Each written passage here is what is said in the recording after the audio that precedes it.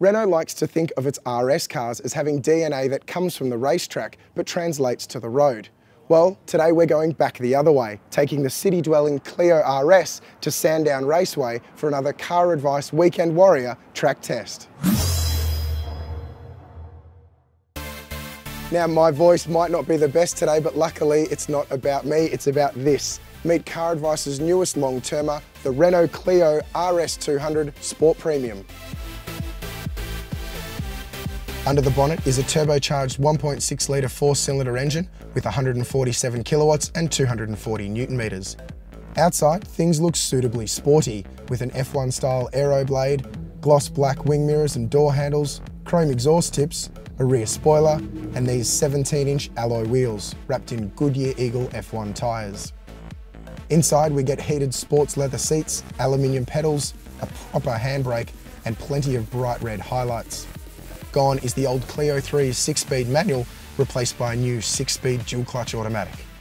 This 7-inch touchscreen is also standard and is home to both satellite navigation and the boy racer pleasing RS monitor telemetry system, which can also do data logging. While we're in the cabin, let's also point out this. This little silver button here lets us switch between normal, RS Sport and race modes.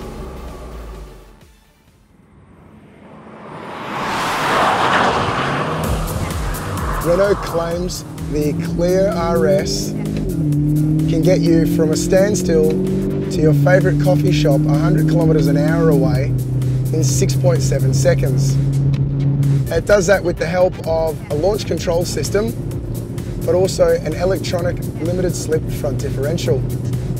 Now, as the name suggests, the Sport Premium Clio RS sits on a sport chassis, which, while not as focused as the lower and stiffer Cup chassis, is a bit more forgiving on the street. But we're not on the street right now, we're on the track, and initially the car feels pretty good.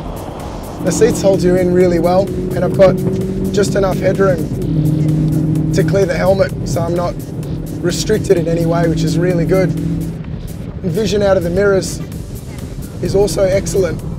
I'm sure you can hear this very pokey little engine revving around. The engine's really clean and happy revving out though. There is one glaring factor that doesn't do what you want all the time, and you may be already suspicious of what I'm going to say, and it is that dual clutch gearbox. The gear changes are quick, you can't deny that. It just doesn't quite give you the same experience as driving a manual car. The steering's really nice, it's got lovely weighting to it, it's very consistent, it gives nice feedback as well. The steering's definitely a highlight for me, as well as the brakes. Really good lateral grip from these tyres. The turn-in's nice too. For the compliance that you get out of the sport chassis on the road, it's really quite telling how composed and well balanced it is on the track. It's got a little bit of movement there. It's definitely playful, but I don't really feel like the Cup chassis would be a huge level different. The whole package pretty much does what you want all the time.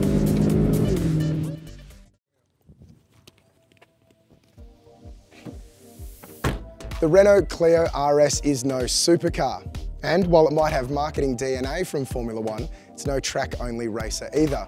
What it is though is a unique fusion of city-sized dimensions and spirited aspirations. It's agile, capable, and most importantly, fun. We do, however, miss that manual transmission.